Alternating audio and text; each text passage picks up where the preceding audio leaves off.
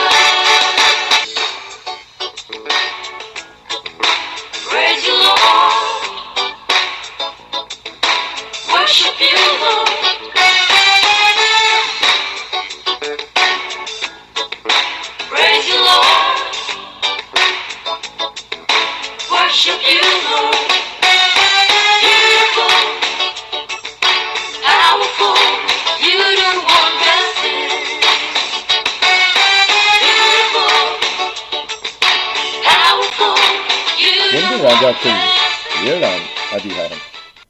Solomon தன் அரமனை முழுவதையும் கட்டி முடிக்க 13 வருஷம் சென்றது.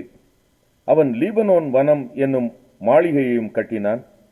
அது 100 முழ நீளமும் 50 முழ அகலமும் 30 முழ உயரமுமாயிருந்தது.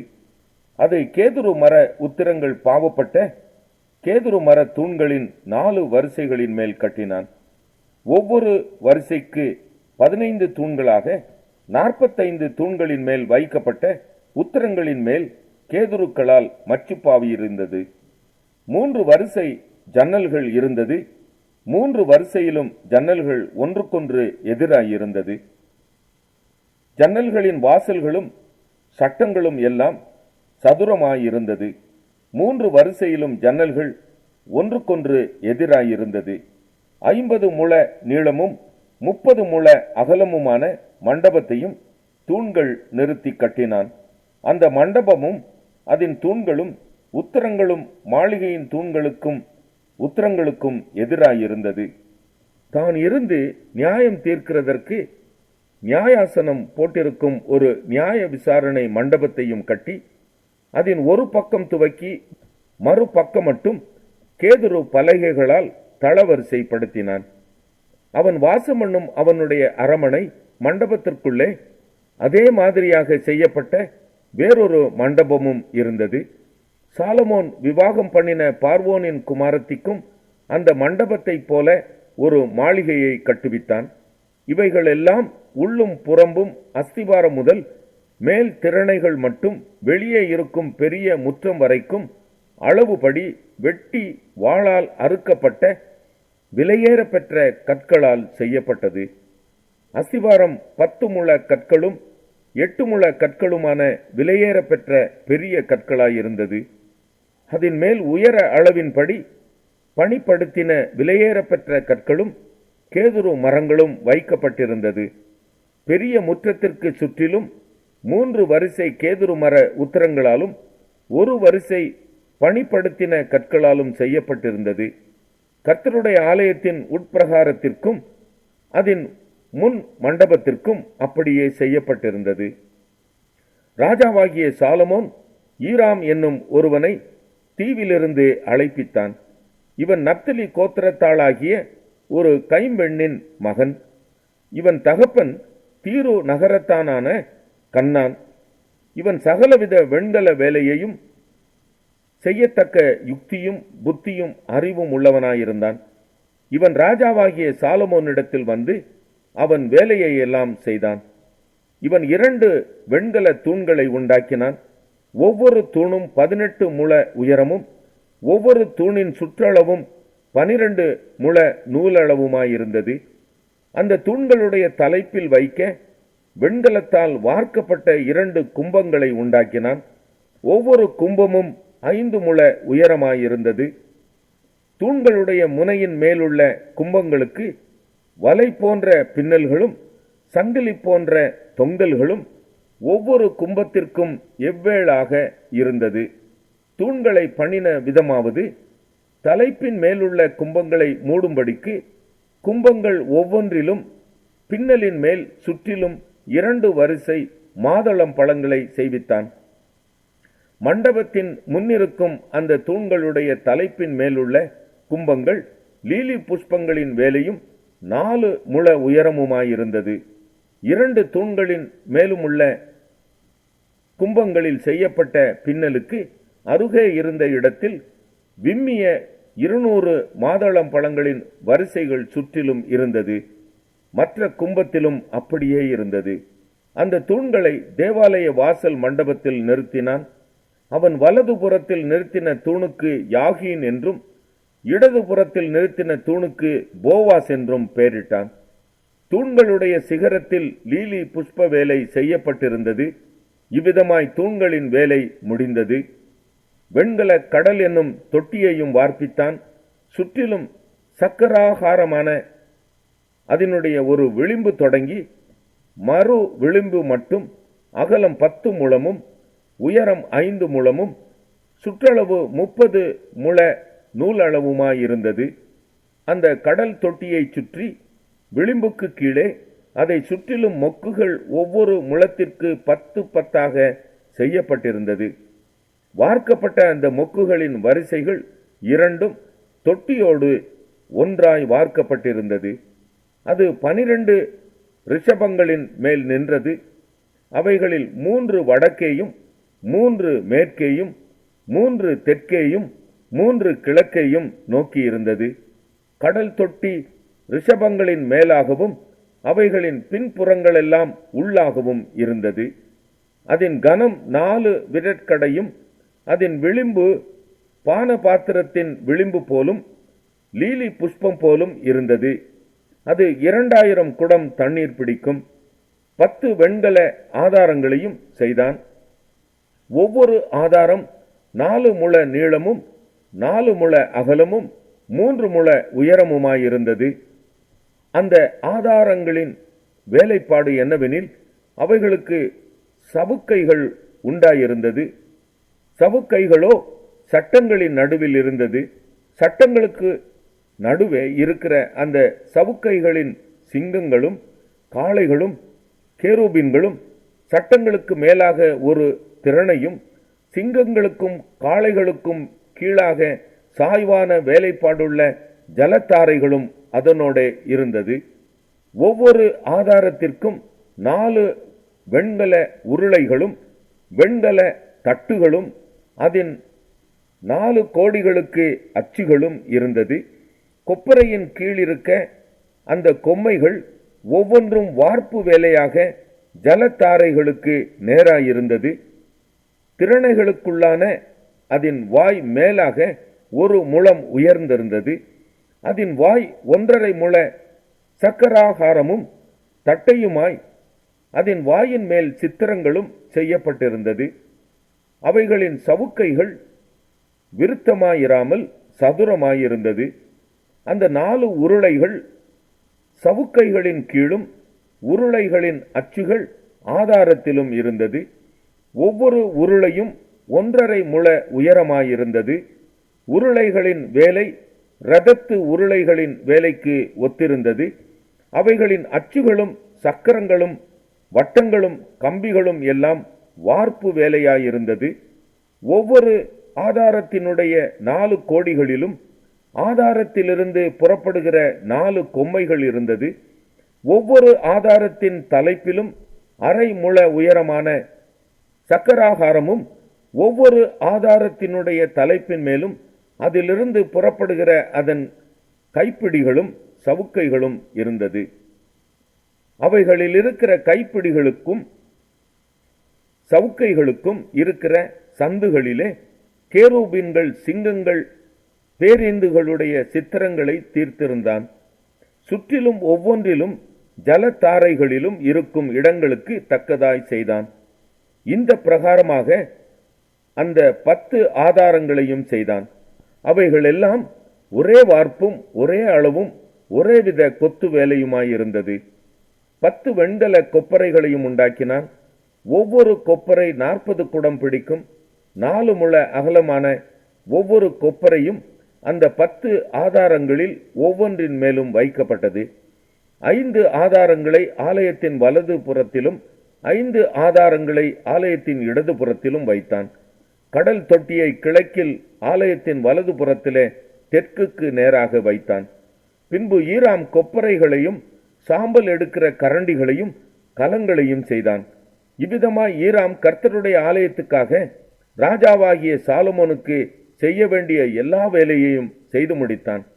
அவைகள் என்னவெனில், 2 தூண்களும் 2 தூண்களுடைய முனையின் மேல் இருக்கிற 2 உருண்டை கும்பங்களும் தூண்களுடைய முனையின் மேல் இருக்கிற 2 உருண்டை கும்பங்களை மூடும் 2 வலை பின்னல்களும் தூண்களின் மேலுள்ள 2 உருண்டை கும்பங்களை மூடும்படி ஒவ்வொரு வலை பின்னலுக்கும் பண்ணின 2 வரிசை மாதளம் பழங்களும் ஆக 2 வலை பின்னலுக்கும் 400 மாதளம் பழங்களும் 10 ஆதாரங்களும் ஆதாரங்களின் மேல் வைத்த 10 கொப்பரைகளும் ஒரு கடல் தொட்டியும் கடல் தொட்டியின் கீழ் இருக்கிற 12 ரிஷபங்களும் செப்பு சட்டிகளும் சாம்பல் கரண்டிகளும் கலங்களும் செய்தான். கர்த்தரின் ஆலயத்துக்காக ராஜாவாகிய சாலமோனுக்கு ஈராம் செய்த இந்த எல்லா பணிமுட்டுகளும் சுத்தமான வெண்கலமாயிருந்தது.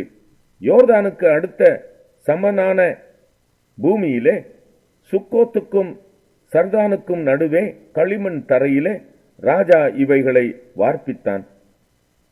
இந்த சகல பணிமுட்டுகளின் வெண்கலம் மிகவும் ஏராளமுமாயிருந்தபடியால் சாலமோன் அவைகளை நெருக்கவில்லை. அதனுடைய நிறை இவ்வளவென்று ஆராய்ந்து பார்க்கவும் இல்லை. பின்னும் கர்த்தருடைய ஆலயத்துக்கு தேவையான பணிமுட்டுகளை எல்லாம் சாலமோன் உண்டாக்கினான். அவை யாவன: பொன் பலிபீடத்தையும் சமூக தப்பங்களை வைக்கும் பொன் மேஜையையும் சந்நிதி ஸ்தானத்திற்கு முன்பாக வைக்கும் பசும்பொன் விளக்கு தண்டுகள் வலது புறமாக 5ஐயும் இடது புறமாக 5ஐயும் பொன்னான அதன் பூக்களோடும் விளக்குகளோடும் கத்திரிகளோடும் கூட உண்டாக்கினான். பசும்பொன் கிண்ணங்களையும் வெட்டு கத்திகளையும் கலங்களையும் கலயங்களையும் தூப கலசங்களையும் மகா பரிசுத்தமான உள் ஆலயத்தினுடைய கதவுகளின் பொன்னான முளைகளையும் தேவாலயமாகிய மாளிகை கதவுகளின் பொன்னான முளைகளையும் செய்தான். இவ்விதமாய் ராஜாவாகிய சாலமோன் கர்த்தருடைய ஆலயத்துக்காக செய்த வேலைகள் எல்லாம் முடிந்தது. அப்பொழுது சாலமோன் தன் தகப்பனாகிய தாவீது பரிசுத்தம் பண்ணும்படி நேர்ந்து கொண்ட வெள்ளியையும் பொன்னையும் பணிமுட்டுகளையும் கொண்டு வந்து கர்த்தருடைய ஆலய எரேமியா 33ஆம் அதிகாரம். எரேமியா என்னும் காவற்சாலை முற்றத்திலே அடைக்கப்பட்டு இருக்கையில் கர்த்தருடைய வார்த்தை 2ஆம் தரம் அவனுக்கு உண்டாகி, அவர் இதை செய்கிற கர்த்தருமாய் இதை திடப்படுத்தும்படிக்கு இதை உருவேற்படுத்துகிற கர்த்தருமாய் இருக்கிற யெகோவா என்னும் நாமமுள்ளவர் சொல்லுகிறது என்னவென்றால், என்னை நோக்கி கூப்பிடு, அப்பொழுது நான் உனக்கு உத்தரவு கொடுத்து நீ அறியாததும் உனக்கு எட்டாததுமான பெரிய காரியங்களை உனக்கு அறிவிப்பேன். எதிர் கொத்தளங்களினாலும் பட்டயத்தினாலும் இடிக்கப்பட்டவைகளாகிய இந்த நகரத்தின் வீடுகளையும் யூதா ராஜாக்களின் வீடுகளையும் குறித்து இந்த நகரத்தின் எல்லா பொல்லாப்பின் நிமித்தமும் நான் என் முகத்தை மறைத்தபடியினாலே என் கோபத்திலும் உக்கிரத்திலும் வெட்டுண்ட மனுஷ பிரேதங்களினாலே அவைகளை நான் நிரப்பும்படியாகவே அவர்கள் கல்தேயரோட யுத்தம் பண்ண போகிறார்கள். இதோ நான் அவர்களுக்கு சௌக்கியமும் ஆரோக்கியமும் வரப்பண்ணி அவர்களை குணமாக்கி அவர்களுக்கு பரிபூரண சமாதானத்தையும் சத்தியத்தையும் வெளிப்படுத்துவேன். நான் யூதாவின் சிறையிருப்பையும் இஸ்ரவேலின் சிறையிருப்பையும் திருப்பி முன்னிருந்தது போல அவர்களை கட்டுவித்து அவர்கள் எனக்கு விரோதமாய் குற்றம் செய்த அவர்களுடைய எல்லா அக்கிரமங்களுக்கும் அவர்களை நீங்களாக்கி சுத்திகரித்து அவர்கள் எனக்கு விரோதமாய் குற்றம் செய்து எனக்கு விரோதமாய் துரோகம் பண்ணின அவர்களுடைய எல்லா அக்கிரமங்களையும் மன்னிப்பேன். நான் அவர்களுக்கு செய்யும் நன்மையை எல்லாம் கேட்கப் போகிற பூமியின் எல்லா ஜாதிகளுக்கும் முன்பாக அது எனக்கு மகிழ்ச்சியுள்ள கீர்த்தியாயும் புகழ்ச்சியாயும் மகிமையாயும் இருக்கும். நான் அவர்களுக்கு அருளி செய்யும் எல்லா நன்மையின் நிமித்தமும் எல்லா சமாதானத்தின் நிமித்தமும் இவர்கள் பயந்து நடுங்குவார்கள் என்று இஸ்ரவேலின் தேவனாகிய கர்த்தர் சொல்லுகிறார். மனுஷன் இல்லாமலும் மிருகம் இல்லாமலும் அவாந்தர வெளியாய் கிடக்கிறதென்று நீங்கள் சொல்லுகிற இவ்விடத்திலும் யூதாவின் பட்டணங்களிலும் மனுஷனாவது மிருகமாவது இல்லாத பாழான எருசலேமின் வீதிகளிலும் இன்னும் களிப்பின் சத்தமும் மகிழ்ச்சியின் சத்தமும் மணவாளனின் சத்தமும் மணவாட்டின் சத்தமும் சேனைகளின் கர்த்தரை துதியுங்கள், கர்த்தர் நல்லவர், அவர் கிருபை என்றும் உள்ளதென்று சொல்லுகிறவர்களின் சத்தமும் கர்த்தருடைய ஆலயத்துக்கு ஸ்தோத்திர பலிகளை கொண்டு வருகிறவர்களின் சத்தமும் கேட்கப்படும் என்று கர்த்தர் சொல்லுகிறார். அவர்கள் முன்னிருந்தது போலிருக்கும்படி தேசத்தின் சிறையிருப்பை திருப்புவேன் என்று கர்த்தர் சொல்லுகிறார். மனுஷனும் மிருகமும் இல்லாமல் அவாந்திர வெளியாய் கிடக்கிற இவ்விடத்திலும் இதற்கடுத்த பட்டணங்களிலும் ஆட்டு மந்தையை மேய்த்து மடக்குகிற மேய்ப்பர்களின் தாவரங்கள் உண்டாயிருக்கும் என்று சேனைகளின் கர்த்தர் சொல்லுகிறார்.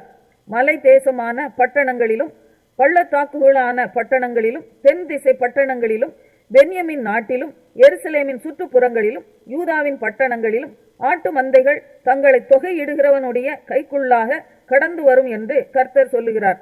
இதோ நாட்கள் வரும் என்று கர்த்தர் சொல்லுகிறார். அப்பொழுது நான் இஸ்ரவேலின் குடும்பத்துக்கும் யூதாவின் குடும்பத்துக்கும் சொன்ன நல் வார்த்தையை நிறைவேற்றுவேன். அந்நாட்களிலும் அக்காலத்திலும் தாவீதுக்கு நீதியின் கிளையை முளைக்க பண்ணுவேன். அவர் பூமியிலே நியாயத்தையும் நீதியையும் நடப்பிப்பார். அந்நாட்களில் யூதா ரட்சிக்கப்பட்டு எருசலேம் சுகமாய் தங்கும். அவர் எங்கள் நீதியாயிருக்கிற கர்த்தர் என்பது அவருடைய நாமம். இஸ்ரவேல் வம்சத்தின் சிங்காசனத்தின் மேல் உட்காரத்தக்க புருஷன் தாவீதுக்கு இல்லாமற் போவதில்லை.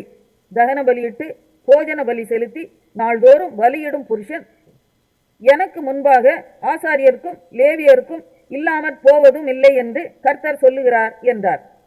பின்னும் எரேமியாவுக்கு கர்த்தருடைய வார்த்தை உண்டாகி அவர் குறித்த நேரங்களில் பகற்காலமும் ராக்காலமும் உண்டாகாதபடிக்கு நீங்கள் பகற்காலத்தை குறித்து நான் பண்ணின உடன்படிக்கையையும் ராக்காலத்தை குறித்து நான் பண்ணின உடன்படிக்கையையும் அவமாக்கினால் அப்பொழுது என் தாசனாகிய தாவீதோடே நான் பண்ணின உடன்படிக்கையும் அவன் சிங்காசனத்தில் அரசாளும் குமாரன் அவனுக்கு இல்லாமற் போகும்படியாக அவமாகும்.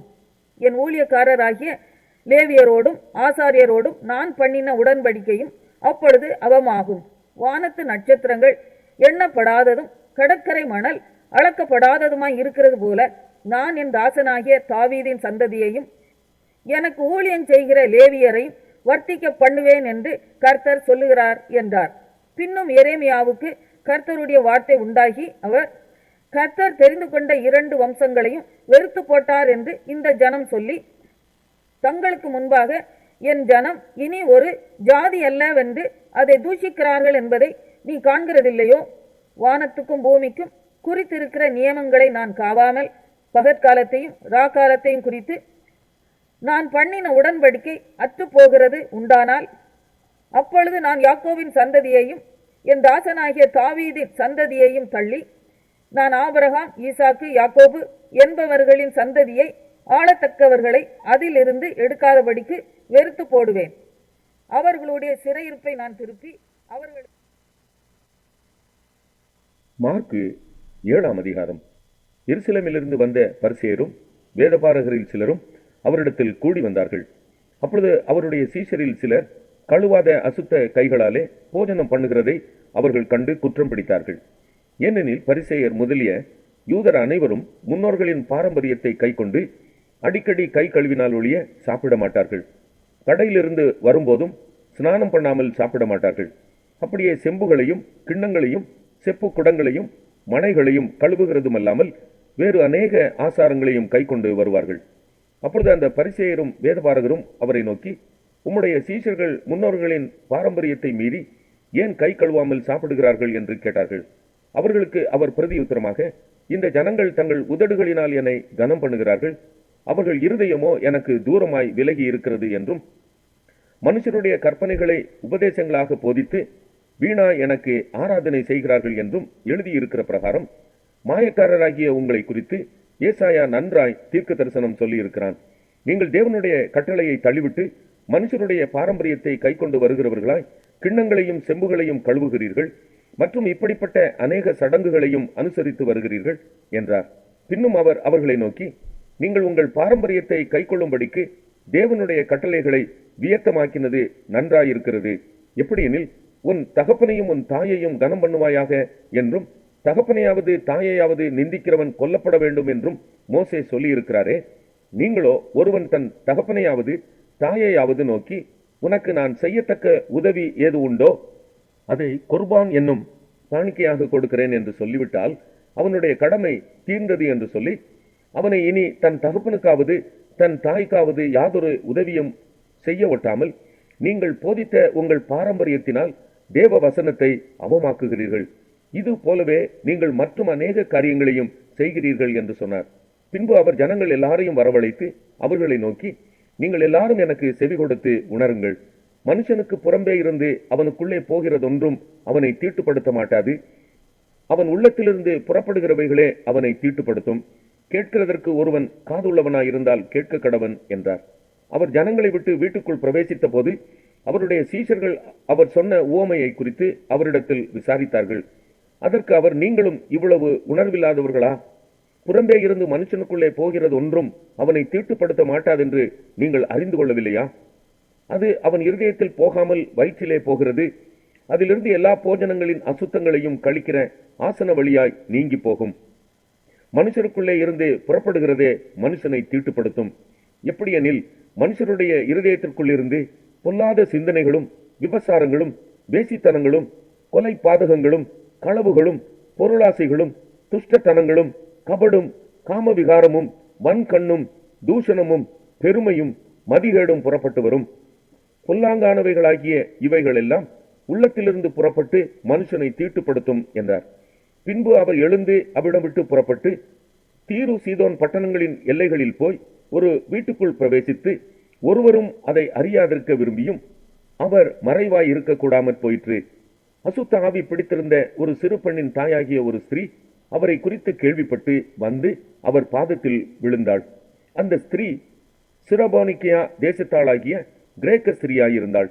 அவள் தன் மகளை பிடித்திருந்த பிசாசை துரத்திவிட வேண்டும் என்று அவரை வேண்டிக் கொண்டாள். இயேசு அவளை நோக்கி, முந்தி பிள்ளைகள் திருப்தி அடையட்டும், பிள்ளைகளின் அப்பத்தை எடுத்து நாய்க்குட்டிகளுக்கு போடுகிறது நல்லதல்ல என்றார். அதற்கு அவள், மெய்தான் ஆண்டவரே, ஆகிலும் மேஜையின் கீழிருக்கும் நாய்க்குட்டிகள் பிள்ளைகள் சிந்துகிற துணிக்கைகளை தின்னுமே என்றாள். அப்பொழுது அவர், நீ சொன்ன அந்த வார்த்தையின் நிமித்தம் போகலாம், பிசாசு உன் மகளை விட்டு நீங்கி போயிற்று என்றார். அவள் தன் வீட்டுக்கு வந்தபொழுது பிசாசு போய்விட்டதையும் தன் மகள் கட்டிலில் படுத்திருக்கிறதையும் கண்டாள். மறுபடியும் அவர் தீரு சீதோன் பட்டணங்களின் எல்லைகளை விட்டு புறப்பட்டு தெக்கப்போலியின் எல்லைகளின் வழியாய் கலிலேயா கடல் அருகே வந்தார். அங்கே பொன்னை வாயுடைய ஒரு செவிடனை அவரிடத்தில் கொண்டு வந்து அவர் தமது கையை அவன் மேல் வைக்கும்படி வேண்டிக் கொண்டார்கள்.